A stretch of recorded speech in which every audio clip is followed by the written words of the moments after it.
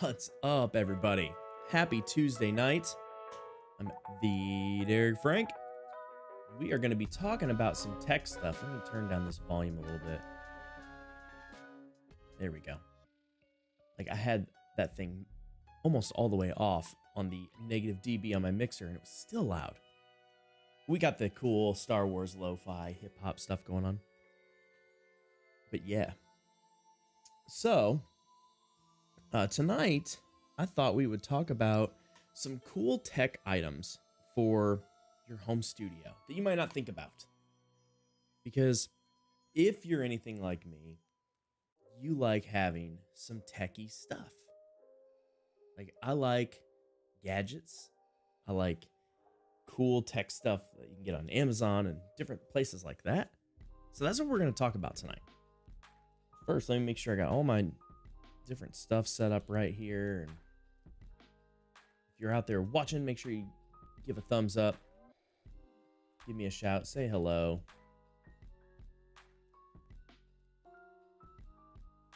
I'm going to vibe to this sweet music because it's pretty awesome.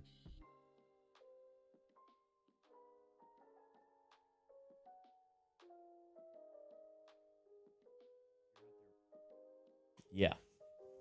All right. So I think we're good. I think we are set.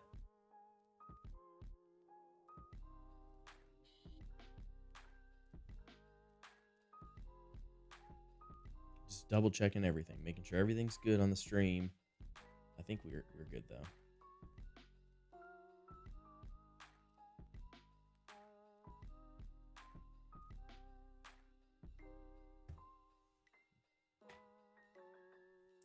All right. So let's just get diving in on some fun tech stuff. And I'll go over like pricing. If anybody needs links or anything like that, I can provide those as well. But it's no mystery that I like the RGB kind of things, the lighting. I love lighting, and a perfect example is like my desk here.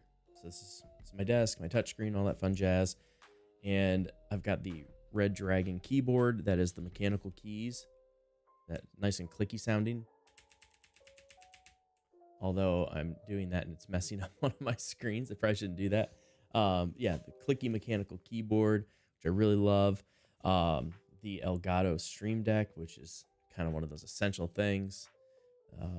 The Red Dragon mouse, Red Dragon gaming pad or mouse pad, the wrist rest. But then, I've got a couple other little tech items here. Let me move this camera so you can see some different things. So, sorry, it's a little bouncy.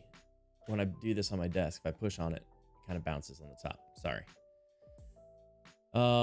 So this thing here is the Presonus Atom, and I use that for some of my recording stuff, but also for making, if I do make beats. I don't really make beats very often, but sometimes I have to, especially if I'm traveling and need to produce some kind of music or some demos. And that's when I like to do that stuff, is when I'm traveling. Keeps my mind off of the anxiety of traveling. So that's that guy right here. Let's there we go. Okay. And then over on this side, I've got the Presonus Io Station 24C, which this is an interface, but it's also the fader port, all built into one. So I can do a bunch of my recording stuff. I've got my faders on here. I wonder if I click this, no, that it's not set up that way.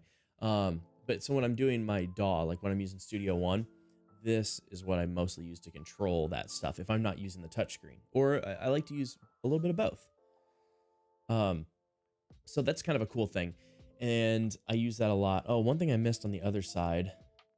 Let's see if the camera will go. Yeah, you can't see it. It's right here. This is the interface I'm using right now, and I love it. I did a demo on my channel. This is the Presonus Revelator IO44, and that is also the software that I'm using right here. So this is the mixer software. So, oh, that's probably one reason. There we go. I had it on the wrong view. There we go. So that's also the touchscreen in action. What else do I have on the desk that you might, I think that's pretty much it for on the desk. Of course, microphone. But so these are some of the tech things that I use all the time.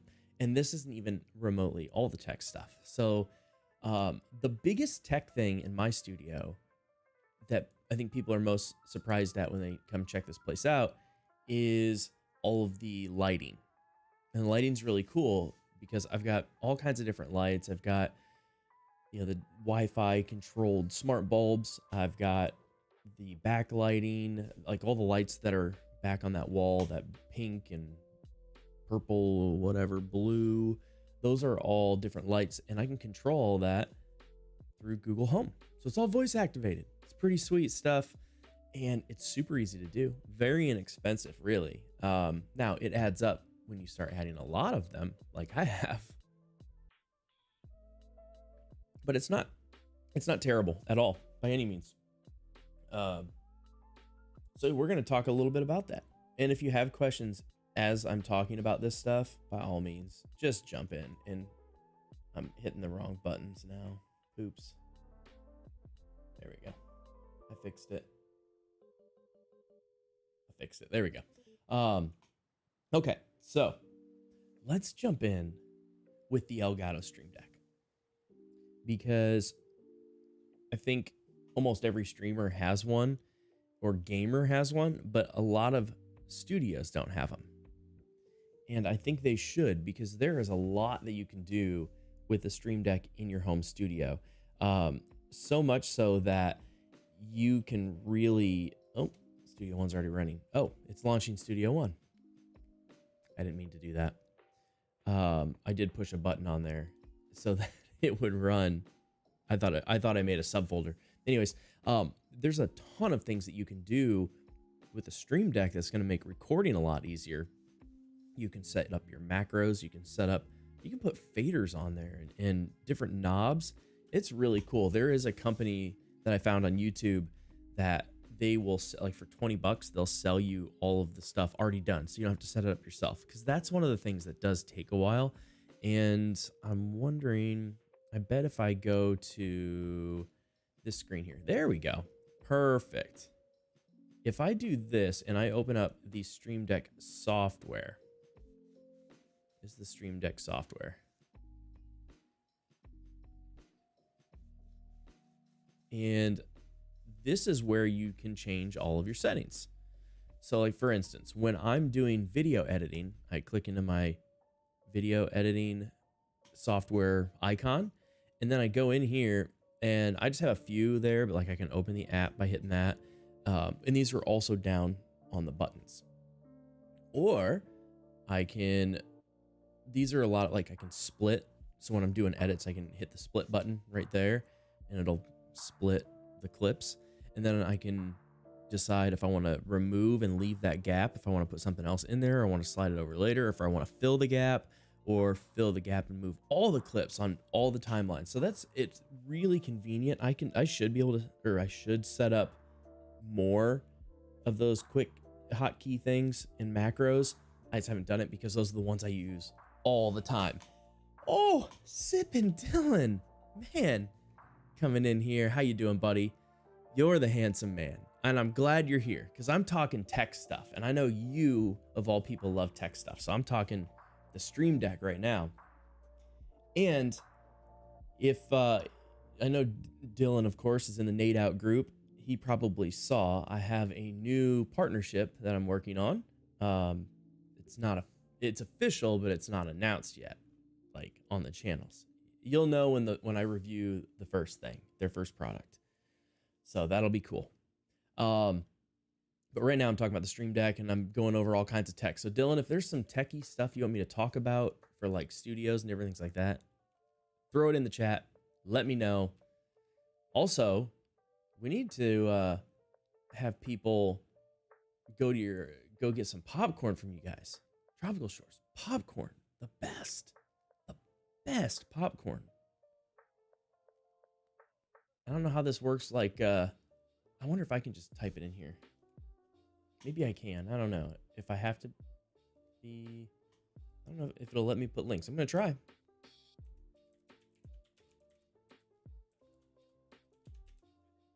There it is. It's saved in my searches. TropicalShoresPopcorn.com. We'll see if it lets me throw this in there. It's probably gonna kick it back. I don't know. Let's see, because that's my other account. That is still me, but it's my other account. I don't know. Can you guys see the link? Well, anyways, the link is TropicalShoresPopcorn.com.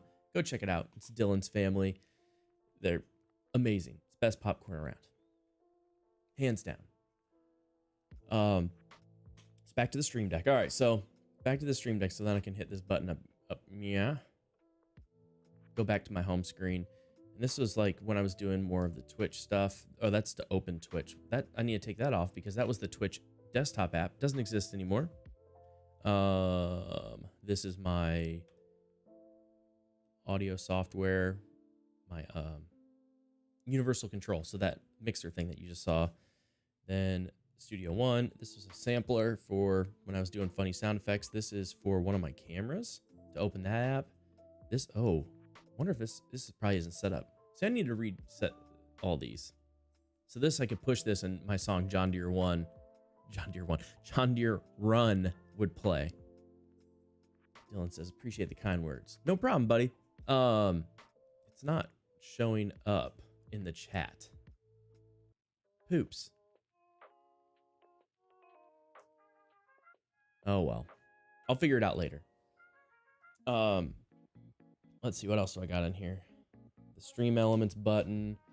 I've got the Google Home, which is kind of cool. This is the one I use a lot, this camera one. So this is my overhead camera. And if I push these different buttons, that's how the camera moves.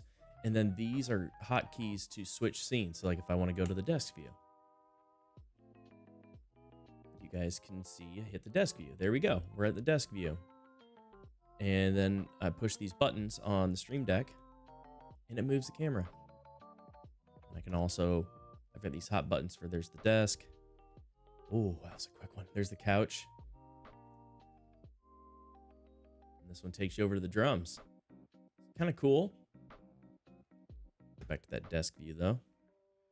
Then going back into the stream elements, I can do that.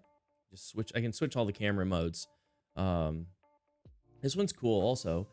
This is a new camera I just set up and I've used it before, but haven't done it in this studio. I did it when I had the studio outside, and it is actually a cell phone, because I always tell people don't use webcams, because a webcam is not nearly as good as even an old cell phone. So like that is a Galaxy Note 8 and the picture quality is fantastic. So good, because the sensors and processors are way bigger than they're ever going to put in a webcam. Now there are some great webcams out there. I might be reviewing one. We'll see. Hasn't arrived yet, so I don't know. They said they're sending it. Until it's here though, I'm not going to say that I'm reviewing it. Yeah, that's the Stream Deck. So the other great thing, like I said, is you can program them to do anything. There are so many different things that you can do. You can go and see all these different apps that they have built in, doing all that fun jazz just to make your life way easier. You can even go into the store and find more. It's just like endless possibilities. What's that? Oh, that's the Stream Deck store. There we go. Where'd it go? It disappeared. I don't know where it went. Oh well. Like it legit just disappeared. There it came back. Oh, it opened up a browser window. I'm dumb. But yeah, eventually I'm going to set this up some more. There is a reason I'm waiting to set this up to do more of the recording software stuff. It's a reason. Well, one of the reasons is I don't necessarily need it for that, but it is cool to have. So that's probably like the most streamer-based tech thing that I have, minus having the good keyboard and mouse. And people are like, well, what do you need a mechanical keyboard and like all the RGB? Like, I don't need any of it. I like it. You know, you can use any keyboard you want. It's all about being comfortable in your studio, and not just a studio, but like your office or whatever. And this makes me comfortable. I like it. Like, I like that I can change the color of all the lights just by yelling at Google. Like, check this out. I'll have to turn off the key light real quick. Hey, Google, turn off video light. Boom. Okay, so the reason I did that is that now you'll be able to see me change the color. So like right now I've got on like purple. Hey, Google, make ceiling lights red. Oh. Hey, Google, make ceiling lights white. Nice and bright. So there's a lot of really cool things, and all of these lights I can change all around here. It's really nice. Now I like them on purple because purple is kind of my vibe. So hey, Google, make studio lights purple. And there we go. So that's just kind of my vibe. And let me turn the key light back on. Hey, Google, turn on video light. There it is. So that is all done incredibly easy. The overhead lights are ones that I got from Lowe's. They're from Feet Electric. They're super inexpensive. They're just bulbs that are Wi-Fi capable, and they come with an app, and you just connect that to your Google Home, and you can do all that fun stuff, and you can make scenes and different things. But I keep it pretty simple. The lights behind me above, some of those are Feet Electric as well, so I can change the color of like the drum lights and stuff. The wash lights are from Amazon, and they are not Wi-Fi, but they are app controlled and remote. But this is also cool. I have an IR blaster, so I can I can take a remote from anything, TV, sound bar, lights, anything, and I can make my IR blaster learn that, and then I can do a voice command and it'll control it. Like, check this out. So this is a TV behind me. This isn't just a super, it does kind of look like I just put my logo in a weird spot. It's a TV. Hey Google, turn off Studio Roku.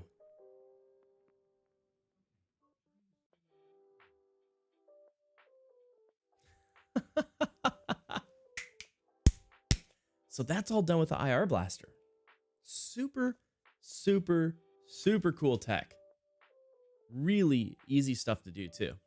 Like, I've thought about making videos about it, but like, I don't want to do tutorial videos on how to make or how to automate your home, because people pay me to do stuff like that. So if you want to pay me for a consultation, I'll do that. But otherwise, like, you can find all this stuff on the internet, how to do it. It's not that hard.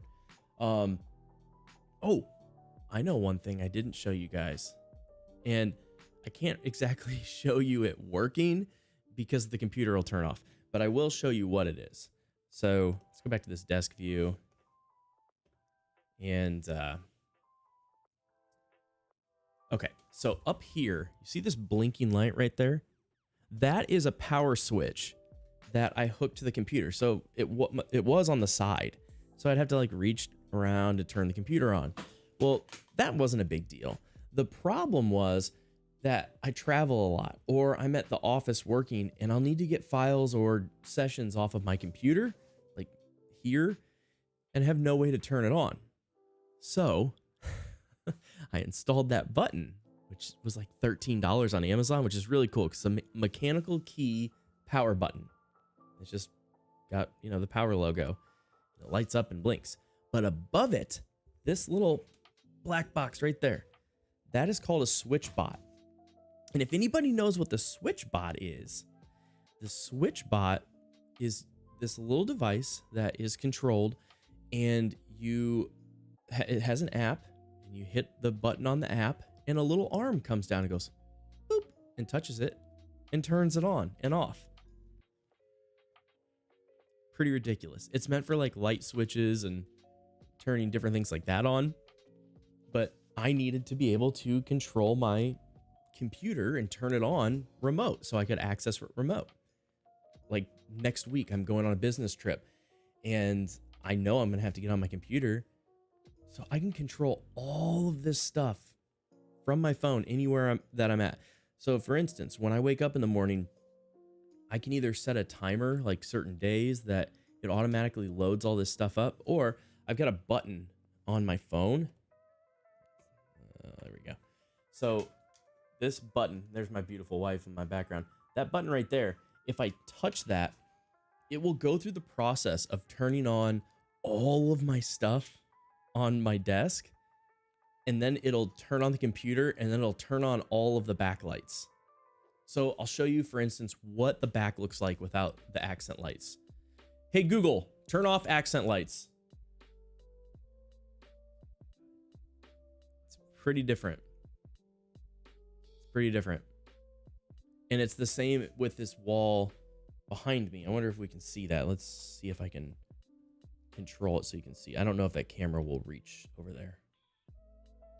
Probably not, especially with that light on. So there's still a light over there, but that light is on the computer. Let's see. There we go. That'll do it. All right, now check this out. Hey Google, turn on accent lights. There you go. And it is more bold when I don't have the video light on. There you go. There's the lights behind me that I had off. So just hitting that one button on my phone in the morning turns all of that stuff on. So I can turn on all my cameras and do everything. It is really cool and really convenient to have all that. So that being said, I think I need to reprogram those. There was an update on this camera. This camera is the Bbe Tiny, and it's like a 360 thing. It's pretty cool, but they did an update on it today, and some of my buttons aren't syncing. So, nope, it worked. Never mind. Just that one. Okay, never mind. I was pushing the wrong thing, I guess.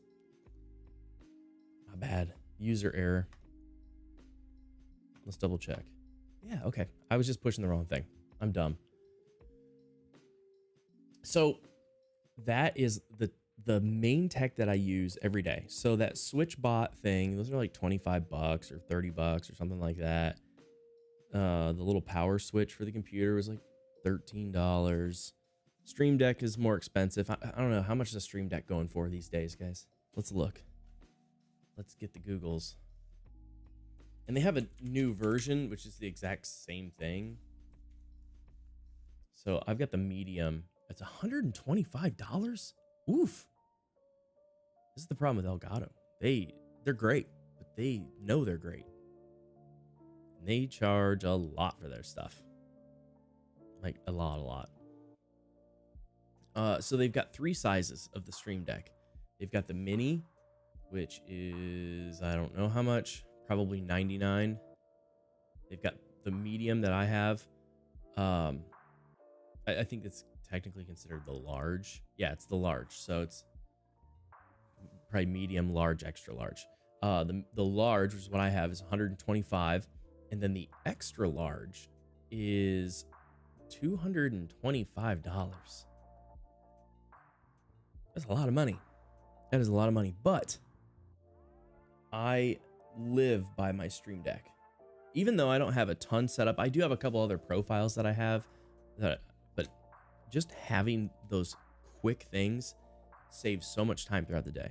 You don't realize like how much time you waste doing that. So get yourself a Stream Deck.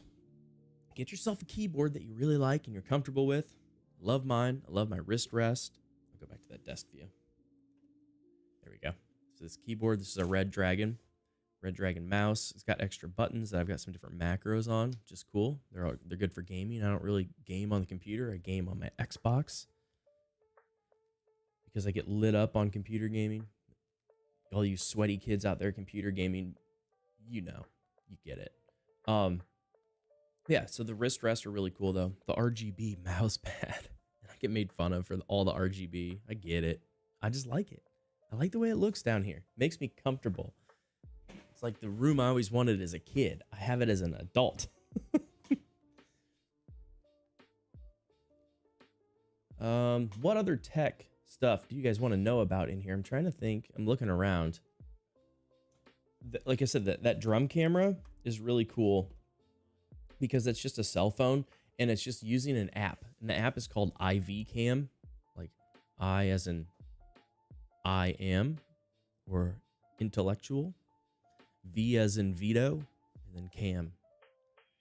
And I think there's like like you can spend a lifetime fee for it. And I don't remember how much it costs, but it's not terribly expensive, like especially for a lifetime of updates on it. It's pretty inexpensive, and it has a ton of great controls in the app, so you can control like the exposure and all the lighting, things like that. And the picture quality is way better than you're going to get from a webcam. I know because I've got several webcams. Now, this camera is a DSLR. It's my Panasonic G85. And I guess that's a tech thing. Because, you know, gotta have a good camera. For a long time, like my first couple videos that I put out in the channel are on the camera that's above. And like the quality is just not good. But those videos are still killing it about like my touchscreen and how I built my studio and my desk. And it's so funny looking back, like the audio is bad because I was recording it all through OBS and like I had the gate and the compressor set wrong. And moving forward and learning new things and just learning how to edit better. And I still have a long way to go, a lot to learn, but you get faster and you get better and more efficient. That's also where all this stuff comes in, where if I'm not spending all the time worrying about the quality of the video, then, you know, you can just create. That's the hardest part, is just creating. Oh, I know other tech. The capture card I have for this camera, I use the Elgato Cam Link. I just got that. I had been using an Amazon knockoff and it was fine. It did a really good job, but you know, you could tell in the sharpness is really the difference. Some of the color, but mostly the sharpness. But I think the thing was like $25 and I still use it for like Xbox because I can. And it works great. Like there's nothing wrong with it at all. It's a great option. So if you're looking for capture cards and you're on a budget, just make sure you get a USB 3.0 one. And on Amazon, they're not very expensive. Anywhere, I would say around the $40 range is a good one. Like I have one that is just plugged straight into the USB and just like a Cam Link, but like super cheap. And that one was me.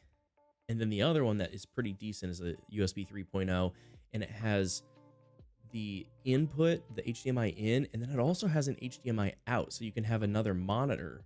So because if you're trying to monitor through like OBS when you're going into a capture card, there's a lag. So if you're gaming, hold on, sorry. So if you're gaming, you don't want that lag because you're gonna lose. So I tried that on stream a few times. I just got wiped out. But the Cam Link is a lot better with lag, but for the Cam Links are also like 120, something like that, $120, $130. I bought this one used on Facebook Marketplace for like $60, which is a great deal.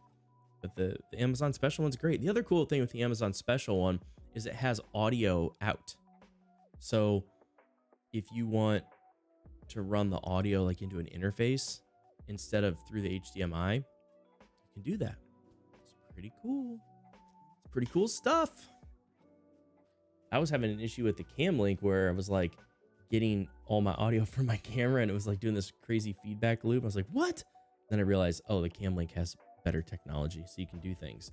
And then I had hooked up a good microphone to the camera with the Cam Link. I was like, oh, that's kind of nice. But I've got this nice microphone, this nice Vigilant VA92, which I just did a review of. This microphone right here is under $60 on Amazon right now. Vigilant Audio VA92. And my video is up now. It's a great microphone. I don't think you're going to find a better microphone for $60.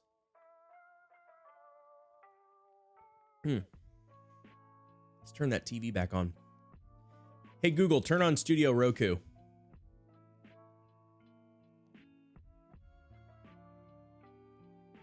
Did it hear me? It gave it command. Hey, Google, turn on Studio Roku. There it goes.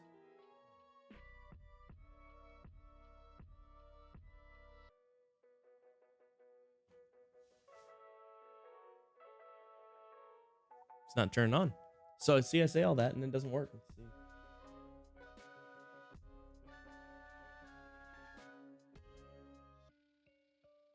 What on earth? Oh, there it goes. That was weird. That's probably the TV. And you don't have to use Google Home. You can use Alexa to do all the exact same stuff. I just prefer Google. I gotta set up this. I've got a secondary computer over here to run that for when I do like the logos and different things like that. So let me set that up real quick. Oh, this is kind of cool. I got this little side cart with my laptop on it. It's pretty sweet. Display settings. Multiple displays. There we go. Connect to a wireless. So this is neat. I have an HDMI cable I can plug in, but then also I can just connect through like a Chromecast type thing through Roku. And there you go. Now if I want to throw anything up from that laptop onto that screen, I can do it. Now let's talk about cables. I've talked about this before because I have a ton of cables. So many freaking cables in this studio, like over 100 cables behind the desk alone.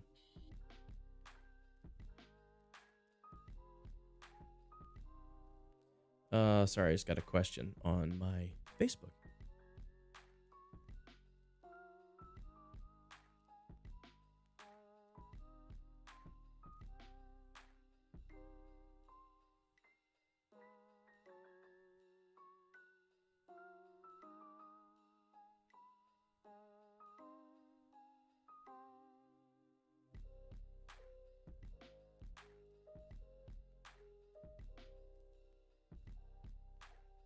Okay.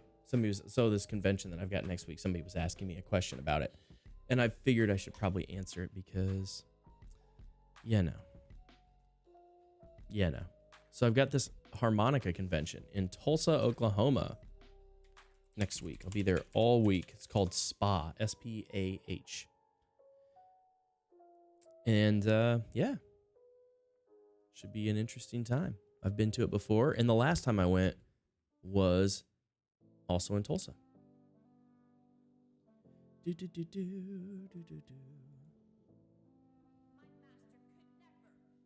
Oh, this music's crazy. Some Star Wars music. Well, you know, we've had quite a few people in and out watching. If you're watching, make sure you say hello. Join the chat. Ask me some questions. Dylan's the only person that was chatting. I love when people chat because then it gives me something else to talk about. Otherwise, I'll play games or something, or I'll work on some other stuff in the studio. There's plenty of things I need to get done in here. I need to clean, or I don't need to clean, it's clean. I need to organize some stuff. I've got kind of a mess over here still from, I moved the whole room around. I had the desk over here, and I had the couch where the desk is. So I will show you. So this is where the couch was. And oopsie, wrong button again. That's where the desk was before, on that wall. Now the reason that I moved it, I liked it over there. It was nice and cozy, but I was getting some phasing issue. And since I've been doing more mixing and more audio stuff, it wasn't the ideal place in the room for it, which really this room's not exactly set up for audio. But what was happening is everything on the right side was phasing out different, and the left side was, it was just not working. The left side was hitting the wall before the right side, because the right side didn't hit a wall because there wasn't one until the brick wall. But so under that vent is where the monitors were on the left side of the desk. So they were hitting that wall and bouncing off of that. Even though I had a sound panel that was stopping a lot of that, didn't help a ton. And then the right side was just, all over the place. Wasn't very beneficial as far as great mixes. So I moved it, and it has helped a ton with that. And it does feel a little more studio-like this way. It doesn't feel as comfortable. I don't love it 100%. I like it more in some ways and less in others, but I'm never happy. I'm going to move it around again at some point. It's what I do. I'm always moving stuff around. My next thing is I'm thinking of moving this keyboard because I rarely use it, because I also have like a small MIDI controller and I just don't do a lot of that stuff. If I need piano work, I'll hire it because I can play piano, but not well enough that I want it on recordings. I can fake it. So I was thinking of putting another little desk, almost like a little gaming desk under there, and having a secondary view for my videos. Maybe move some of the guitars. I don't know. Now, here's a cool thing. You guys are going to like this. That TV can move. I have it on a rail system. I'll show you. Hopefully I don't hurt myself.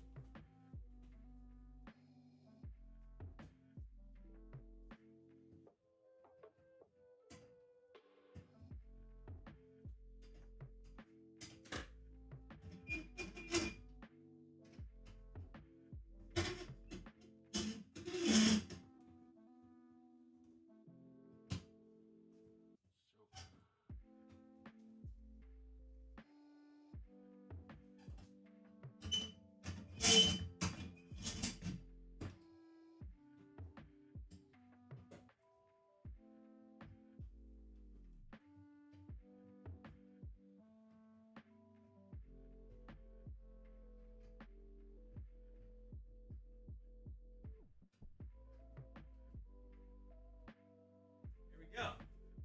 So you get the idea.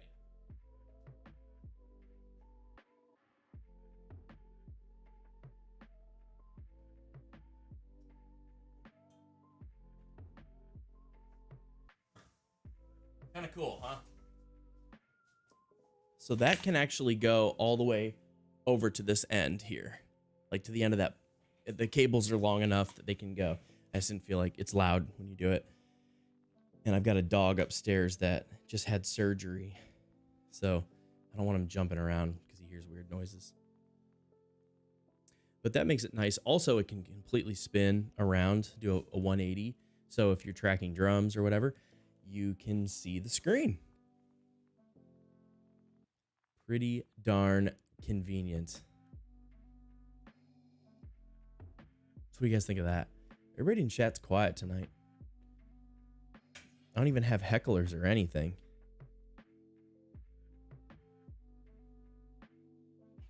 Nothing. And I know some people are watching, so hello. And thanks for watching. Even if you don't feel comfortable talking in chat, thank you for watching either way. I know we got some thumbs up, all that fun stuff. So the way I made that TV rail system, that is just like metal conduit that I painted. So you can see that bar across the top. And then I drilled some holes into it, drilled in to the studs. Yeah, I've got a couple of those. That's also how I have my microphones hung up in behind the drums. So I will show you that too. I'll run over there. Let me switch cameras. All right, so I can adjust that camera.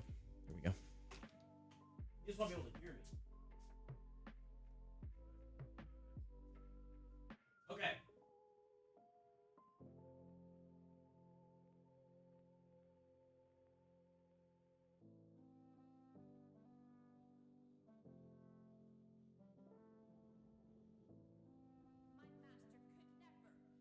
All of that. You probably can't hear me.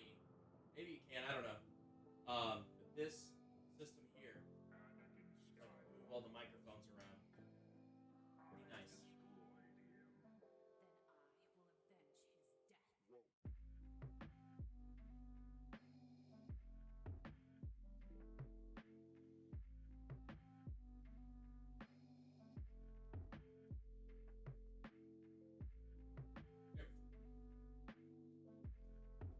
And we're adjusting.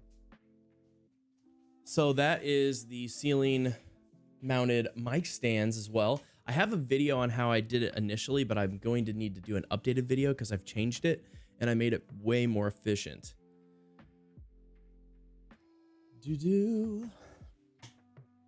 Yeah, way more efficient. And then of course, hanging the guitars from the ceiling is pretty sweet. I really like that. Katie Lowen. How much of a difference did the cloud make over your drums and recording drums in a small bedroom and trying to figure out if I need one and how the sound would change? It made a massive difference. And Katie, thanks for joining. Thank you. I appreciate the kind words. So this is actually Studio 2.0. If you haven't already followed my channel, make sure you do so because there's a video on how I made my shed studio. I made a studio out of a shed and I sold it. Because we were going to sell the house, but then we did not sell the house. And so I moved the studio down here and I'm trying to decide if I'm going to build another one. I might. I'm working on that. So hint, hint. That might be a whole video series. We'll see. But as far as the cloud over the drums, it made a massive difference. Now, it's going to depend on a lot of things. Like how well is the bedroom sound treated anyways? I would say if you don't have any sound treatment on the walls, do the walls first versus a cloud. Ceiling height is also super important. The reason I really needed a cloud in here was because the ceilings are only 7 foot tall. It's a very low old basement ceiling. My studio that was outside, here, let me switch cameras, sorry. My studio that was outside in the shed had 10 foot, almost 10 foot ceilings. It was like 9 feet, 8 inches or something, or 9 feet, 10, something like that. So I didn't necessarily need the cloud out there because I was using that bigger space and I had the microphones up higher. But with not having that much clearance between the microphones and the ceiling, it was bouncing immediately. So I made that cloud and I am going to eventually make a video on how to make your own sound panels. I made these panels super cheap. All of the flags, all of the Star Wars flags are all panels. I think flags are a great material. There's a lot of good materials. Burlap is really good. Felt is awful. Ask me how I know, because I spent a lot of money on felt because it was expensive. And yeah, I just saw the water bottle. Oh, one of my artists like did a video and he's like, there's a water bottle in the video. I'm sorry. No, it's cool. Anyways, yeah, so I bought a bunch of felt for the old studio because I was going to make it felt ceilings and have like rock sole above it. Felt stretches. It doesn't matter how expensive it is. Like I spent a lot. I spent like $350 on felt before realizing it wasn't going to work. You can't return that stuff. That hurt. That really hurt. So when I was making the panels, I was like, okay, well, I don't want material that's going to stretch, but I wanted it to kind of have, you know, a little bit of a flare. And I already had those flags. So I'm like, you know, I'm going to try it. The flags are porous, and then you want a little bit of a porous material. You don't want super reflective because you want it to absorb. So I made the panels, put some rock sole behind them, and made wood frames, and they sound great. They really do. And then it, you know, gives my studio that vibe. It makes it still my dorky Star Wars themed stuff, which I love. But I think all in all, like even like the flags aren't terribly expensive on Amazon, like maybe $20-25 for a flag, maybe not even that, maybe 15. Then rock sole is a little bit expensive, but it doesn't take a ton to do those. And then the wood, you're probably looking like, I don't know, $75 to do a custom one. Now, I'm saying that these are huge. They're huge. Mine are like 4 foot by 5. That's a big panel. I have one other panel that I need to put above me as well. I'm going to do a cloud above the desk. The problem with that, and maybe you guys can give me an opinion. So let's go back to this desk view. Above the desk, there's these lights, right? And I just put these in. I used to have dome lights. They were horrible, but I got these, and these are cool because they are smart lights. The problem is, no matter where I'm at in the room, they're not centered. So if I put a cloud up, I'm going to have to cover a light. And I don't want to do that because I'm all about symmetry and stuff. Now, design number 1 that I had planned for the cloud was going to have lights built into it. And I could still do that. But the problem there is the ceilings are low. And then with the cloud, it's already dropping it down. And you have a gap in between the ceiling and the cloud. And then the cloud is, you know, that thick. And then you put lights in it. The lights would have been so close to my face that it would have changed like the lighting on my, like the actual lighting on my face way too much. What was that? I was like, I heard voices. I'm like, well, I'm hearing voices. It's my music. It's my Star Wars background. So the more I thought about it, the more I was like, okay, I don't want to put lights in there because I knew I was gonna have to cover those up. So I still could. I just don't really want to. So I don't know. What do you guys think about that? Because right now, like just like maybe a foot, maybe not even a foot, maybe like 10 inches is a light.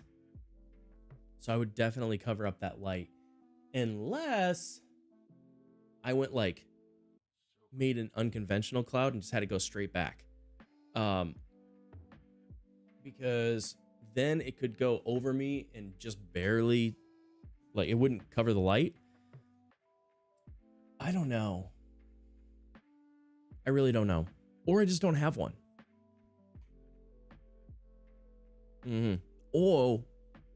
Or I could build a diffusion plate. So like all the different levels of wood. I could do that.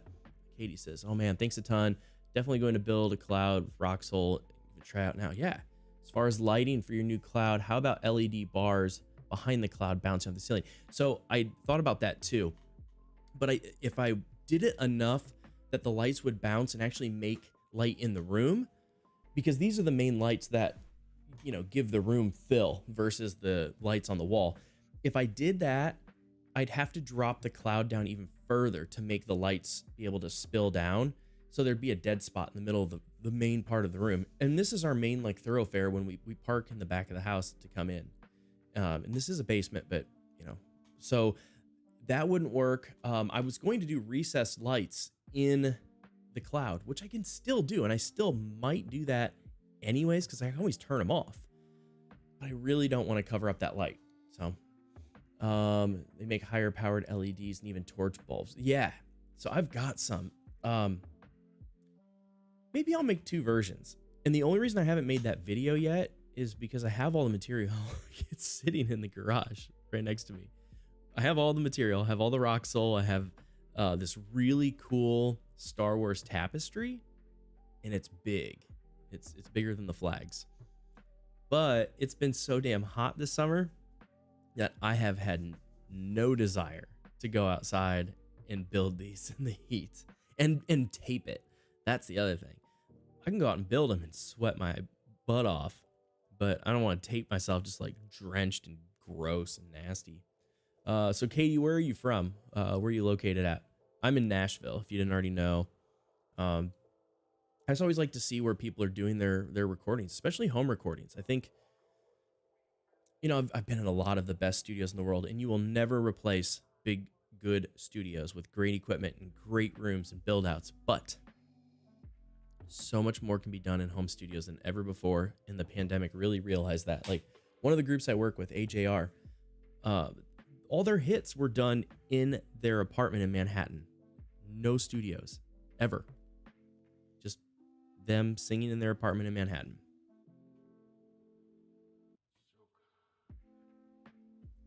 It's crazy.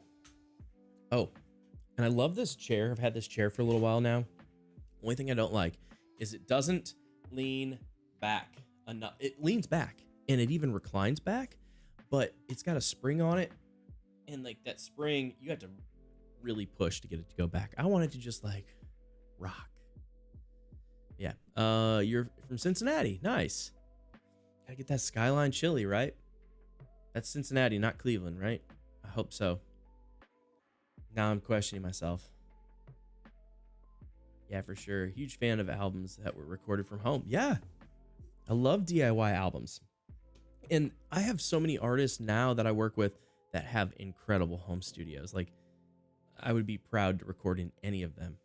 I've got, like, you look at, like, Colt Caparoon and Andrew Masters, and if anybody is watching and follows them, I was on Andrew's channel. That's what launched my channel. Ha! He did a tour of my old shed. And then Colt is a friend of mine. I actually have a video interviewing him about the music industry. But if you don't follow them, make sure you do. So Andrew Masters Music and Colt Caparoon, they're incredible resources, but their studios are like nice. Like they got the walls, all the walls treated. They've got the big, beautiful Danger Fox desk. And then they've got tons and tons of outboard gear. And I love outboard gear. And I used to have a lot more before I moved to Nashville. You know, I moved here and was poor, and now I'm getting to the point where I can get more stuff, but justifying it of like, am I doing enough recording to justify having, you know, $10,000 worth of preamps? No, I'm not. I never had the intention of having a studio. I always wanted one, but like, it wasn't my intention to build this out to have a studio. My intention was, when I did the shed, was to have a practice facility because I have so much gear and like it was disturbing the rest of the house all practicing, even guitar, like even acoustic. And I was, you know, I used to play full time. So that's where the studio came from. Well, then I already had a bunch of gear and then I kept acquiring more and more and more. And now it's a studio. And then during the pandemic, I had to do a bunch of studio work for work, because we didn't have anybody. We didn't have an engineer at the time. It was just like, hey, we're going to do this stuff. Anybody know how? I'm like, I can do it. Yeah. So that's what we did. So if you follow Mapex drums and Monica ukuleles and stuff, most of those videos are ones that I did the tracking and mixing on with my good buddy, Mark Bennett, MBZ. And we used all stock microphones, stock plugins, hardly any plugins, no preamps, nothing. Just going straight into the interfaces, Presonus interfaces. I forgot that you found me through Andrew Masters. Great. Yeah, Andrew's incredible. I've been over there a few times. It's a great setup, and he just did some more stuff. I think he just finished something else. He's almost at 100,000 subscribers. Actually, let's look. He might hit it. He might have hit it. He's darn close. In my video with him, I think that's at like 80,000 views. Oh, he's at 97.1 thousand. So anybody watching, not that it's going to help him enough, but go out and, if you don't already, subscribe to Andrew Masters. Colt Caparoon's damn close too. Where's Colt at? And I think the two of them kind of compete with. Oh, Colt's at 85.4. So they're both growing exponentially. I'd love to have a little bit more of that. I love doing YouTube and I love doing videos. It's just a lot of work, and I have a job that is pretty demanding, and I'm gone. I was gone a lot, then I wasn't because of the pandemic, and now I'm gone a lot again. I'm leaving again on Monday for a week. And it's hard, especially if like I'm gone for work, to vlog while I'm doing stuff for work. Cause like there's a fine line of I'm doing this for work, but also like I do have my time. And not that work would even care if I was vlogging, it'd probably benefit them, but I try to keep a safe space with that. You have to head out. Definitely check out your next video soon. Thanks for all the stuff. Oh, well, Katie, thank you so much. And if you don't follow me on the other socials, everything is the Derek Frank. The only reason it's the Derek Frank is because Derek Frank's taken. He's a bass player for Gwen Stefani and Shania Twain. He's a way cooler guy than I am. Way more talented. But anyways, I appreciate you stopping by and hanging out. Thanks for the questions. Thanks for the chat. And if you have any other questions, don't hesitate to shoot me a message. I'm pretty accessible. Yeah, so if anybody else has any questions on the studio or all of the fun techie stuff in the studio, shoot them in the chat. I love questions.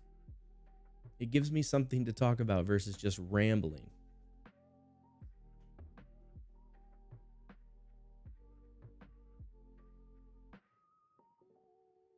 And I just love this music. So vibey. This is Ahsoka versus Vader. 1 hour Star Wars lo-fi. I like it. I dig. Hopefully you guys like it. If you don't like Star Wars, I'm sorry. You're probably in the wrong channel, considering I've got a sleeve of Star Wars tattoos. I got Samurai Darth Vader right here. Got well, just depends on the time frame. Revan. This microphone. Come on, go. Got Revan. I got a Death Trooper right here. And then the Death Star needs to get filled in. It's almost done. It's getting there. It's getting close. So, I love Star Wars. There's a ton of Star Wars stuff in here. Let's do the whole room view again. See how much at the top of the desk you can see. The dark side. I call my studio First Order Studios. There's Stormtrooper helmet. Jango Fett.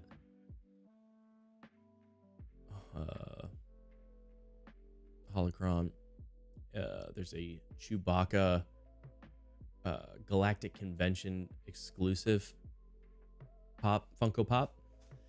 Some of the Darth Vader Stein on that monitor, on that KRK monitor, which is cool. You can only get those at certain Disney events for Star Wars at the parks. Oh, this is cool. This is a pommel. This goes on the end of the lightsabers that you make at Galaxy's Edge. So I've got this one. It's the Rancor. I'm sorry again if you're not Star Wars fans and you're just here for music. I'm just going to show you some nerd stuff. It's fine. So that's the Rancor. Oh, this little plaque, this GeForce Records producer. If anyone can tell me what that is from, I will give you a nice prize. I don't know what the prize will be yet. Maybe I'll give you one of those plaques if you know what it's from, because I have another one. So there you go, chat. You can win a prize. Only if it's live, and that is tonight, which is July 2nd, 2022. It's the only night you can win it. All right, moving on. All my Kyber crystals are down there. That's up, yeah, all those there. And those are for the lightsaber that you build at Galaxy's Edge. The other pommel is off camera. The camera won't go any further. Let's see what else we got. Got my cool Mickey Mouse Death Star pillow. A bunch of Funko Pops up here. And these really cool like blueprint prints that my wife got me for Christmas last year, and my Death Star clock and my Boba Fett clock. Yeah, you can't hardly see the pop figures very well. Guitars. Back on the above the fireplace, that is a fireplace, and that is a working fireplace. I don't use it anymore, but it does work. It's functional. I got a ton of Funko Pops back on that mantle. The Star Wars flags are behind that TV. I'm going to move the TV back real quick so you guys can see me do that again.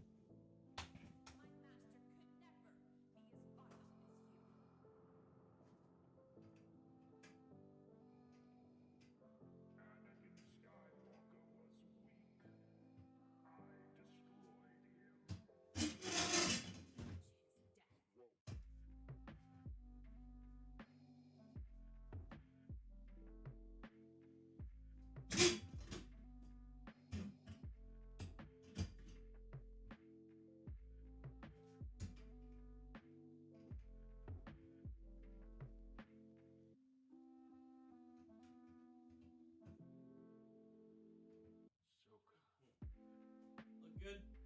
Yeah, it's not bad. I'll adjust it later. There we go. Let me grab something to show you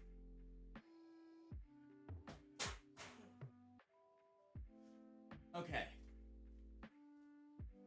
So, the Star Wars flags, which you still can't see because the angle I have the TV are behind there. I got a bunch of other Star Wars. I've got like all the Coke bottles from Galaxy's Edge over there. AT-AT Walker. Some more stuff here. Another Darth Vader mug. A Praetorian Guard mug. That really cool vintage AT-AT Walker. And that 90s piggy bank, electronic piggy bank with C-3PO and R2-D2. I also have an autographed Mark Hamill picture on the back wall behind, kind of behind that amp. There's a closet over there, but it's next to the closet. Actual authenticated Mark Hamill signed picture. Pretty cool.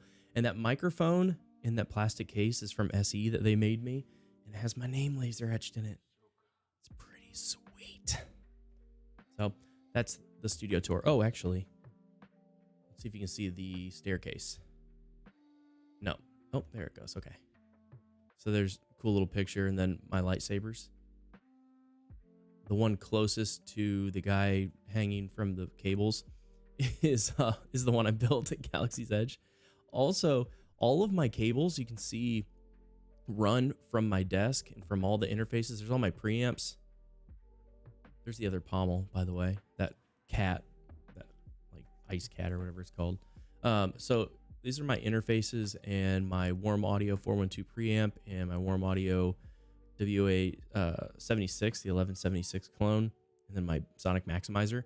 All of the audio cables go from there all the way up here, all the way over. There's a snake right there. All the way over here, and then back down, and then over to the drums, or it goes over into the microphones on the ceiling. So I've got a cable dangling. No, I'll have to adjust that cable. I don't like cables like that. So yeah, everything is all hung up on the ceiling. There's no cables on the floor. That's the way I like it. So that is a little bit of a tour of the studio. I need to do an updated studio tour. I just haven't done it. It's on the docket for videos, but I had to make some demos first, and I've been putting those off, and so yeah, I really need to finish up like 2 videos this week. I should be doing that right now. I really should be working on these videos because I need to release one. Normally I release on like Wednesday, Thursday. It's probably not gonna happen. I'm trying to do once a week, and I haven't been as consistent as I want. Wednesdays seem to be better for volume and just growth, but I might put one out Thursday or Friday even. I hate putting them out on Fridays. They don't do very well. It takes them a long time to grow, or they just don't grow. All right, so you saw me doing the TV thing, and I talked about the bar that I put up there, but these clamps are what I'm using. I made that mount I just fabricated it. I'm always fabricating stuff. So what I like to do is I get an idea of like what I want. And then I go like in the garage or in storage and I look at all of the crap I have. And I try to figure out ways to make what I want out of what I have. And sometimes it's a really dumb idea because you could just buy the stuff to do it the right way and make it a lot less hassle. But I'm also a cheapskate. And so I don't like doing that. But also like the feeling of when you do that and you can create something out of something that was not intended for that is really cool. Just like this whole desk build.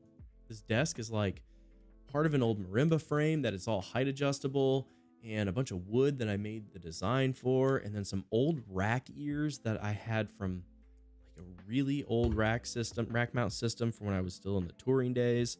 I took those out, repurposed them.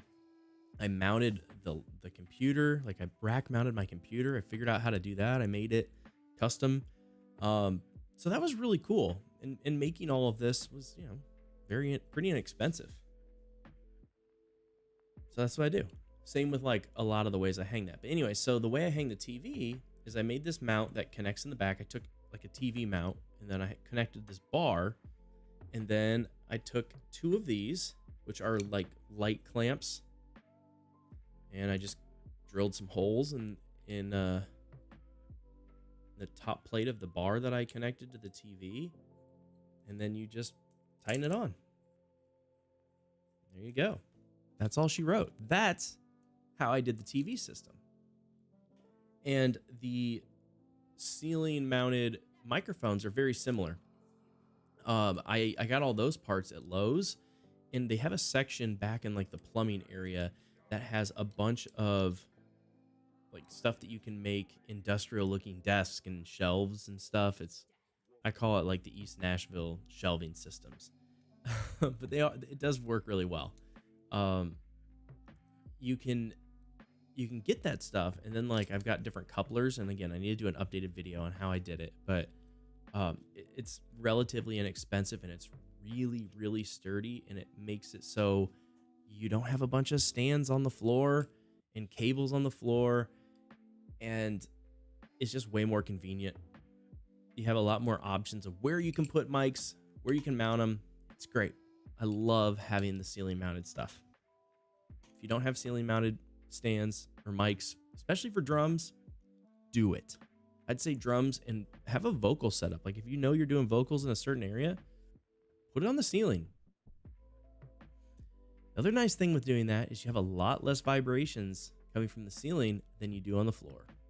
Unless like you have a majorly good isolated studio with a floating floor, but you don't. If you're watching my channel, you don't. And nothing against like, I just lost one viewer. Maybe that person does. If you do have a studio like that, great, welcome. If I need something that intense, I'm just gonna go rent a studio, or you know, go to one. Like, I'm just gonna go to like Blackbird, which is my favorite studio, and I'll just use that if I need that much isolation and that much of a real studio. I think you're going to be hard pressed to tell the difference between the stuff that I do here and the stuff that I do at our work studio, which is not sound treated at all. There's times we have to stop recording because it rains too hard, or because there's forklifts that are too loud, that are too close to the doors.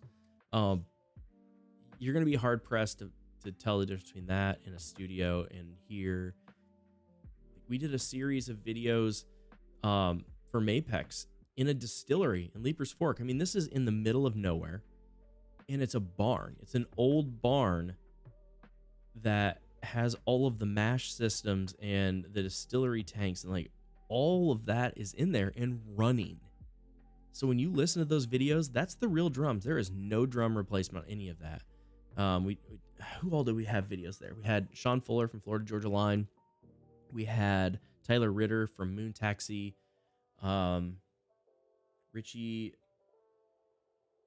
Richie is with Arc Echo, and we had Boots Green, who is playing with Usher right now, but Boots has played with a bunch of different people, Wiz Khalifa, but Boots is with Usher right now, and Steve Fiddick, who's an incredible jazz drummer. So we did those sessions in in that in a distillery with all of those machines on, and it sounds amazing. You can do a lot of good stuff if you just work at it and you know what to do, or if you don't know what to do, you probably YouTube how to do it or figure it out, trial and error. Or go to a good school like Blackbird Academy is fantastic. I'd say do that over a 4-year university. I went to a 4-year university. I thought it was a waste of time. Even I have a degree and I don't think it helped me at all. Maybe it did. I don't know. I think the only thing I learned from college was being resilient. So get some of these clamps. They're pretty cheap too. This old LED light. I used to use this for my wedding DJ business. I had like 30 of those things. Had a great business. But then moved to Nashville.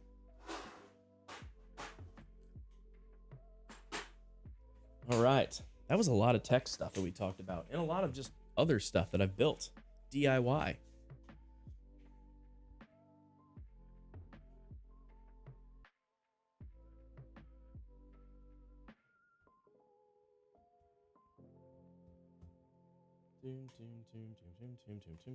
Oh, right.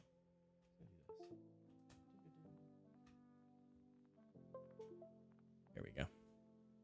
Moving something around real quick. So who's still out there watching? Give me a thumbs up. Give me a hello. Tell me who you are, where you're from. I like that stuff. I don't know. What do you guys think? Should I jump on a video game or should I keep doing some studio stuff? Really, the studio stuff I need to get done is organizing. You don't want to watch me do that, I promise. I don't even want to do it because I really need a couple more storage things in here. Since I moved the room around, I was hiding some stuff in a corner and like behind something, and now it's not an option, which I shouldn't do that anyways. I should just have the proper storage, and I've got space for it. I just don't have it. I like that beat drop. Ahsoka. Boom. This music's so cool.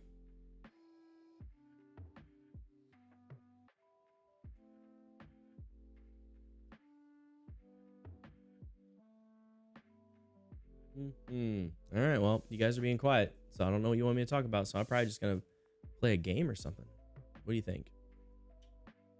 Somebody's gotta tell me. Do you want me to game, or do you want me to keep talking about studio stuff? I can go through all the stuff in my racks, but I kind of already did. Let's do it anyways. Show you what I'm using. All right, so I gotta spin that all the way around. Okay, starting from the top up.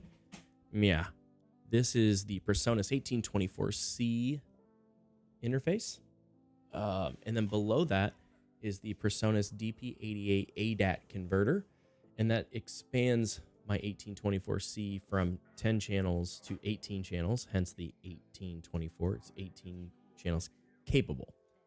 Doesn't come stock with that. You have to buy another piece of gear, which all of the Digimaxes are now discontinued. I know that they're working on something to replace them. I just don't know what it is. I had a different Digimax. I forget which, they have several different models, but that's like the flagship ADAT converter that they have, the DP88, because it's all digital and it's really easy to control. And then you've got all of the inputs are on the back. The other one I had, the inputs were on the top. I didn't like that. It had inserts in the back, but this one, all your inputs, outputs, inserts, everything are on the back. And then you've got the DB25 breakouts. So if you know anything about studio wiring and stuff, it's like, it's got the like bracket, has a bunch of little pins, and then it breaks out into either XLR, quarter inch, or whatever you want. And you can change that depending on what your needs are. And I have those. Those are great for doing inserts for my preamps and for like rack mount gear, stuff like that. And different routing too, or outputs. So below the two Presonus pieces of gear is the Warm Audio WA412, which is that guy there. It's an API. I think it's an API clone. It's a 4-channel preamp, a really great preamp.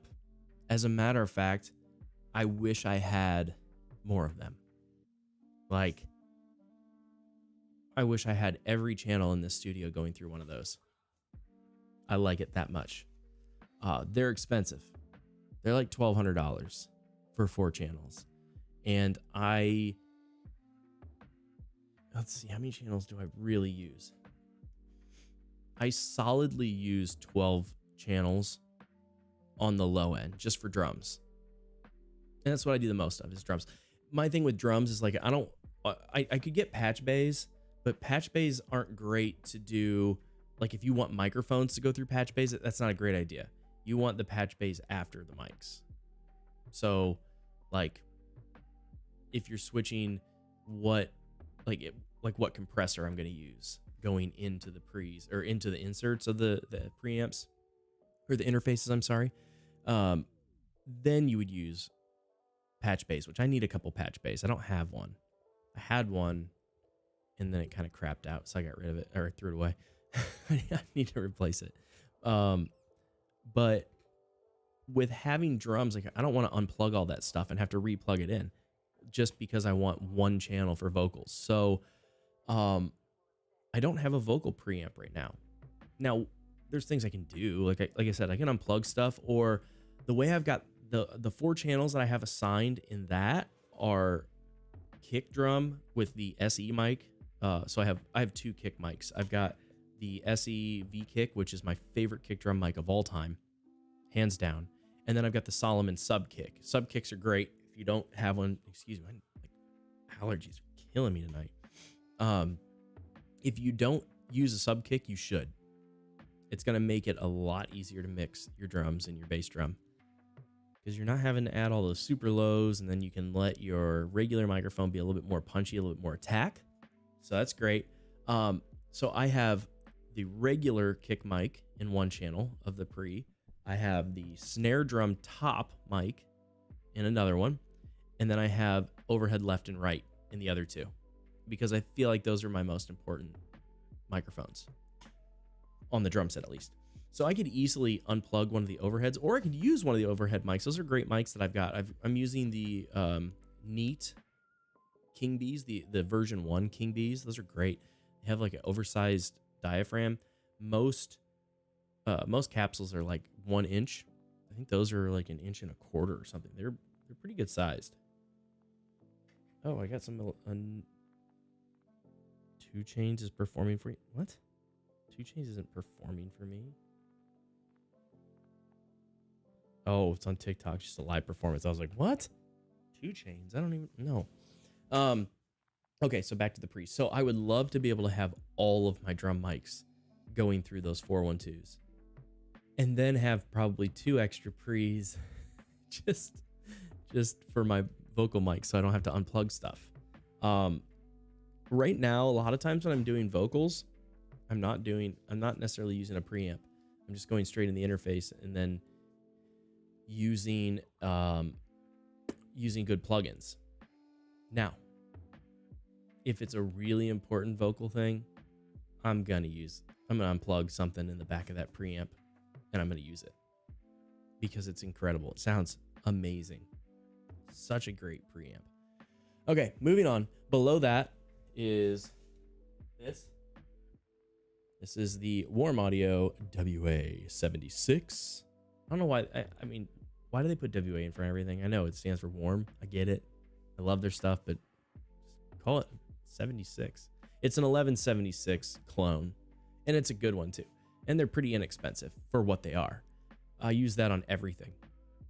And I use it, so I use Studio One for my DAW. I used to use Pro Tools. I hate Pro Tools now for all the crap they pull. Same reason I don't like Macs anymore. Which my next video, or one of my upcoming, probably within the next 3 videos, is going to be why I switched to PC from Mac. I know that's a very unpopular opinion, but I have some very great reasons. And I have my old Mac is still sitting over there. Oh, you can see it in the corner. Look, you guys see it over there? The cheese grater, like under the monitor, in the corner of the stairs there. It's the old cheese grater, man. I spent thousands of dollars having OWC redo that thing and just beef it up. They did a fantastic job. And then now it won't. The operating systems won't update anymore. And if you have to get a new Mac in order to do anything and use your software. And in order to get a new Mac, you have to spend a ton of money, and you can't upgrade them yourself. That's a bunch of crap to me. That's an absolute bunch of crap, and they might only work for a couple years until you have to get a new one because of software. So spending like $3,000 every 2, even 3 years, it to me is pretty ridiculous. Whereas I've got this amazing PC over here. Let's take a look, Johnny. Zoom, zoom, zoom. Go. There we go. So that's my PC. It's an iBuyPower. I bought it pre-built on Amazon. They had a Black Friday special before the pandemic. It was right before the pandemic. And I got a stupid deal on it. I got it for like $900. And then I redid all the RAM. I put 128 gig of RAM in there. It does have an it has an i9 Intel processor, 10th gen Intel processor. The graphics card is a 1660 Ti. That's going to be the next thing I replace. I need an RTX for sure, like at least a 3060. I really want a 3080 because, I got some screens up here. I got some stuff going on. But because of like PC, I can constantly upgrade that for a long, long, long time and a lot cheaper. And it's a lot faster. Well, I'm not going to say a lot faster. Mac is very proficient with their data and their speeds, but it's very fast. It's fast. Like for what you spend on this, you're getting way more than what you get if you spent that on a Mac. So there you go. That's why I switched, but I am going to do a full video on it. I just don't like that I can't do my own upgrades on a computer. That sucks. And with my touchscreen, if you haven't seen the touchscreen video, this giant screen that I've got here, this right here, this is all touchscreen. See, I built this for like $400 with the screen. You can too. I have a video on it. It's one of my best videos, even though the quality's horrible. It's one of my first ones. Though they don't work great with Macs. Mac does not like touchscreen and touch controls. You can do it. You can buy software. Software is very expensive. It's a couple $100s just for the software. And then you have to calibrate it every time you turn it on. So like it's a 15-minute process. That's a pain in the butt. Whereas with Windows, it just works. I do have some software overlays, but that was just because I wanted some different like macros built onto the screen. That was super easy. It was all free. Didn't cost me a dime to do any of that extra stuff. And like I said, you just plug in, it's an infrared frame, has a USB cable, plug it into the computer and it pretty much works. You can calibrate it through Windows, through the settings menu. Super simple. All right, moving on. Can you see that? There we go. Under the compressor, the 1176 is a Bbe Sonic Maximizer. Now, what does a Sonic Maximizer do? Maximizes the Sonic. Honestly, it controls the lows, and no one can really 100% explain what they do. They just do. My dad's a bass player and a killer bass player at that, and he's always used a Sonic Maximizer. But like, you can hear the difference, but you don't know exactly why. It just sounds thick and full and just a better range without sounding muddy. I, for a long time, would use them on bass drum and snare drum. They sound great. And I'd use that one. And then I was like, oh, that's cheating. I'm not going to do that anymore. Like, real studios don't do that. And then one day I was over at Blackbird and John McBride was mixing this session. And John was like telling he had some of his students in there. And he was like, yeah, I use every chain for bass drum and snare always has a Sonic Maximizer going into the board. And I'm like, tell me more, John. I respect John as much as any engineer in the world, especially because he has one of the best studios in the world. And he said every bass drum and snare drum he records, he has a Bbe Sonic Maximizer. So if you want a really good, inexpensive piece of rack gear for your studio, get a Sonic Maximizer. They're not expensive. Let's look and see what they go for right now. Bbe Sonic Maximizer. And there's different models. I've got a 462. It's an old one. It's very old. Oh, mine right now is used for 60 bucks on Musician's Friend. But the one that you really want is probably the 882i or the 482i. I don't know the difference between them, to be honest. No clue. So if anybody really knows the difference between the two, besides 40 in between them, let me know. But the 882i is $170 on Musician's Friend new, and the 482 is $200 at Sweetwater brand new. I don't know what makes them different though. I really don't. They have the exact same thing. They both, like all of them, have low contour and process, and they're 2 channels. Channel A, channel B. Either be mono or stereo. But as far as like the difference between any of them, I don't know. I really don't. So if anybody can tell me the difference between them, by all means. Looks like Behringer's making Sonic Ultimizers. Just get the BBE. They're great. They know what they're doing. Let's see if this one looks any different. No, all the buttons are the same. Everything is the same on the models.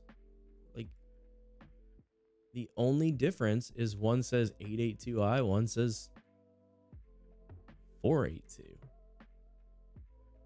Even the backs are the same, right? In, out, okay. I'm just looking at these online right now, just to make sure. Oh, okay.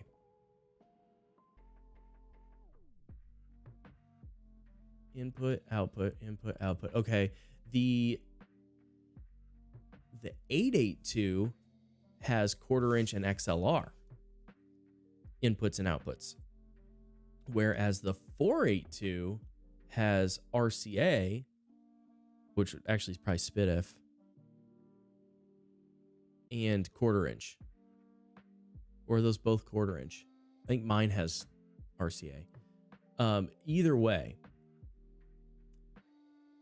I would rather have the XLR in 1/4 inch, and that one's cheaper.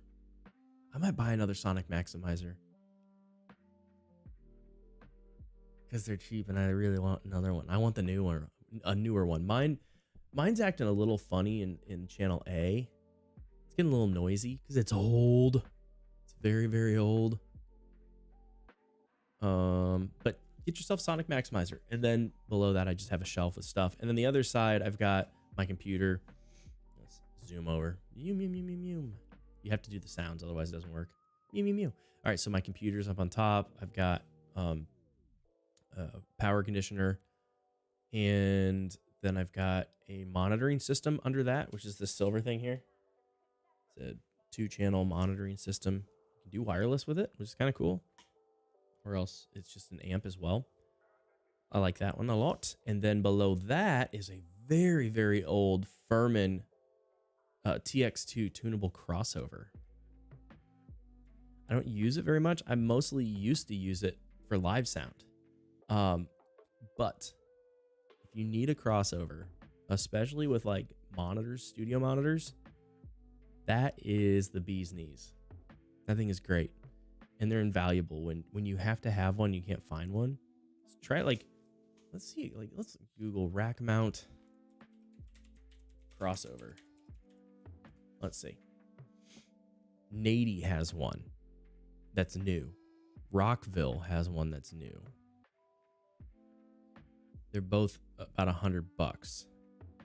Both of those brands are not great at all. At all.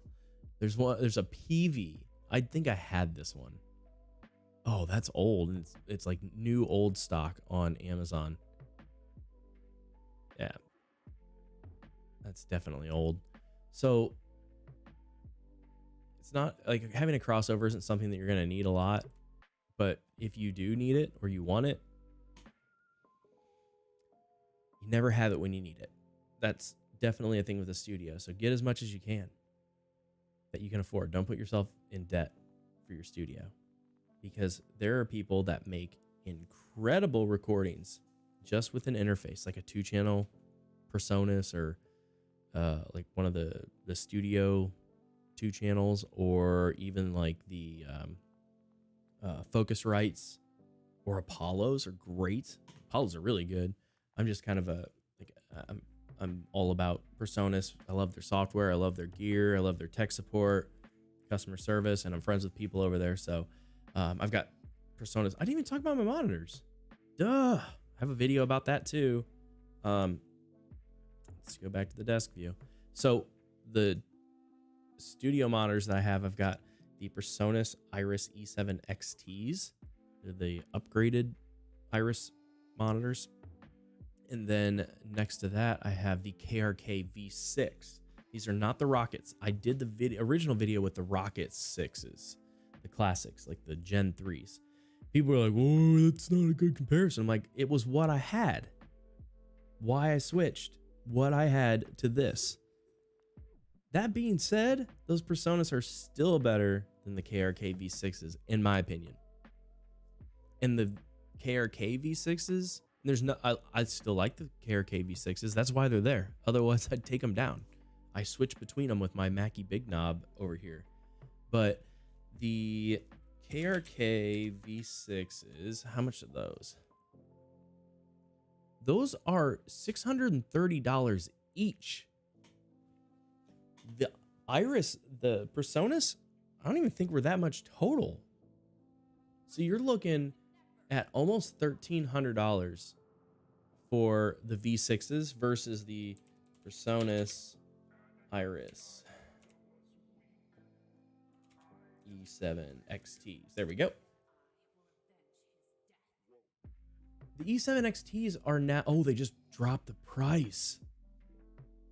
They were $230. Now they're $180 right now. I don't know if that's a sale. It says they're on sale, but one place says a price drop. So I don't know if that's going to stay or not. So you're looking at $400 for a set of monitors, powered monitors, that I think are fantastic. I have a video on it where I did an unbiased thing where I actually used a sound gauge and an SPL meter and it was a spectrometer. So you could see the frequency difference of both of them. And I think that proved, and that wasn't against these, but these are very similar to the Rockets. They're a little bit better. I mean, they're a lot better, but I still prefer the Presonus over those. So you're looking at a $400 set of monitors versus a almost $1,300 set of monitors. That's almost $1,000. That's $900 difference in price. Get the Presonus. Huh. Wonder what the E8s are going for right now. Maybe I should review some E8s. $259. They didn't price drop those, so they just price dropped the E7s. But I mean, if it were me, that's what I would do. And check out that video. Like I said, go on the channel. If you're watching and you haven't already subscribed, liked this video, make sure you do that. It helps out the channel a ton. The other thing that people miss is hitting the bell icon. So when you subscribe, I'm going to show you what I need you to do, okay? I'm monitoring this. So let's do... Okay, so you see this here. This is where you hit subscribe, right? And right here is the bell icon. I want you to click that bell icon and click all. So every time I upload a video, you get notified. And I don't do it that often, so you're not going to get spammed or anything because I don't do it that often. Like maybe once a week, not even. Probably 3 times a month. 3 videos a month usually is about it. Unless I do I do the shorts, but okay, so you get 15 seconds of your life. But when you do that, you get notified because I have a lot of people that miss my videos. Why is Alt R? Oh, okay. I had an overlay on for my video card. But yeah, I want you to get notified when I have these videos. I work really hard on making these videos. I want you to see them. And if you have videos you want me to make, let me know. Leave it in the comment section. Shoot me a message. Whether it's on YouTube or Instagram. You know, my Instagram is the same. All my socials, TikTok, Facebook, it's all the Derek Frank. Twitter, I don't really use Twitter. I have it connected to my other apps, so I don't really check it. If I get a notification, it sends to my phone. I don't know. But send me questions or send me ideas of videos you want me to cover. More than happy to do that. The hardest part with having a channel, especially like this, is like it's a very niche market. I like doing my tour vlogs and I like doing travel vlogs and lifestyle stuff a lot more than I like doing how-to videos. Now, I like doing how-to videos. I really enjoy it, but they serve the community more, so they get better traffic. It helps grow your channel better. Plus, like, you know, it's a little bit easier content-wise to know what to put in it. Like, oh, this is how you do it. Versus, hey, today I'm at Disney World. I'm gonna go eat some food and drink some beer. Those videos are kind of hard to make. Plus, they don't do as well for the channel. So, yeah, it's kind of like a thing where I'm like, I know what I want to make more of, and I know what I need to make more of, and I'm trying to have a happy medium between those. And also, the things that I want to make, it's hard to do that because, like, I like to travel, but usually when I'm traveling, it's for work, and I don't want to just vlog while I'm working because I don't think that's fair to the company. I don't think that's appropriate. Now, and I talked about this earlier. There's times when I can, and they probably wouldn't care either way, but I don't want to push that boundary. But you know, it's like I can't just go downtown Nashville. Like I would love to just go downtown Nashville and like vlog. And like today I'm at the Country Music Hall of Fame. Well, I work during the day. They're not open at night, and I'm not wasting all of my weekends going to the Country Music Hall of Fame because it's busy. And I've been there a million times. But would those videos do well for tourists and stuff? Yeah. But are tourists going to stay on my channel to watch studio stuff, music stuff like this? Probably not. So I've got a very mixed crowd. I think most people are here because they like my studio stuff and whatnot. But I definitely have a crowd that is the Disney and the traveling and stuff a little bit.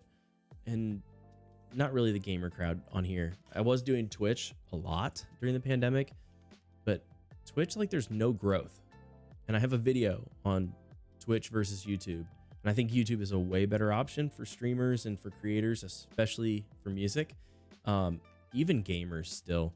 I think if you're a gamer, get on YouTube instead of Twitch if you're just starting. Twitch just has like no growth. It's so hard to get discovered on Twitch. Unless you already have like a following or you already have like a big group of people. Even still, like I'm part of several Discord groups, and there's guys in there that like they stream to like 1 or 2 people, even though everybody gets notified. Even the guys that are a little bit bigger in that one are still only getting like maybe 20 people at a time. That's not a lot. Now I'm saying that, and I'm not getting a lot of, I don't have a lot of people watching live, but I'm just doing these live videos as kind of fun and testing a little bit of the YouTube algorithm, because it's been changing a lot lately, where they're saying if you're doing shorts, if people subscribe to you because they like your shorts, they're not pushing the long content to the people that subscribe because of the shorts, unless they actively click on your channel, which is rare. And then likewise, if people follow you because of your long form, they're not pushing the shorts as much. And then also with the live, I guess it's a little bit of both with the live, where it's kind of like it's kind of just putting it up there. You like almost have to actively look for someone going live, unless people find your live. Like I did a live on 4th of July because they had the fireworks in Nashville, and I threw my drone in the air, and I found out that like I could have my drone in the air live and you could hear my voice like through my phone. So I did that, and it was so much fun. I had like 900 people watch that video. It was crazy. I'd never had that on YouTube, have that many people like watching. I'm used to this, where I get like, 5, 6, 7, 8, something like that, which is totally fine. But my channel is really more about the long content, the stuff that I produce, that I make, and then I put out. But I do like doing lives because it's a lot less prep. I just kind of hang and riff and talk. But I also like get sidetracked because the ADHD thing is like squirrel. And it's hard to know what to talk about, especially when people aren't chatting, telling me what they want to talk about or giving me feedback. So like when I get feedback, if you genuinely talk in my chat, you're gonna get a lot more out of it, because I also do a lot of consulting work where I charge people to get these same kind of questions and opinions, and I charge a decent amount of money. Like, I'm not cheap. So if you're watching my lives and you're asking me questions and stuff, it's like getting a free consultation with me, or a free whatever I'm doing. Whether it's asking me about branding, I do a lot of branding work, whether you're asking me about studio stuff, home studios, touring, endorsement deals, whatever. Ask me on here when I'm doing it live. You'll save yourself a ton of money. But that being said, I am getting tired and I'm hungry. I had a late lunch, so I didn't eat dinner. I probably have something to eat. Meh. We'll see. But yeah, and we're at like 103 minutes live, which is great. I had a lot of fun just hanging out. I thought for sure I was going to jump over to video games. Then we got some people chatting, so it was really cool. But thank you everybody for watching, for hanging out, for all the likes, for all the subscribes, for all the bell icons. Again, if you haven't done it, like, subscribe. Bell icon is the most important though. That's how you get to see my videos when they come out. But thank you guys so much for all the support. You can join as a member. I haven't really set a lot of that up yet, but you can do that. I'm going to be doing more. I am going to be setting up a Patreon account too. So if you're with the channel now and it continues to grow, like it's growing at a good pace. I think everybody wants it to grow faster. And like right now I want it to grow even faster, but I'm way ahead of my original schedule just to get monetized. And I'm almost at 2,000. Yeah, I'm at almost at 1,700 subscribers. I started with like nothing just over a year ago. My goal was 18 months to get monetized. I did it in like 9, something like that. So if you're here with me as we grow, you get to be a bigger part of the channel if I get big, because I'm going to. It's going to get bigger. It's only growing. I don't know how fast it'll grow and how big, but it is going to get bigger. And when that happens, that's when everybody wants to be your friend and wants your free advice, whatever. But if you are on the ground level and you're part of the Patreon, or just active in the community and the chats and comment on the videos, even if it's like, hey, Derek, saw your video. You don't say you like it. Just like, I saw it. Just put it in the comments. This stuff helps the algorithm a ton. You're going to get a lot more benefits just from being active on the early stages of this channel. So that being said, thank you guys for being here, for watching, for the support. Can't thank you all enough. I love doing this and I want to continue doing more. So thank you. Have a wonderful, wonderful evening. Be safe out there. Thanks, guys.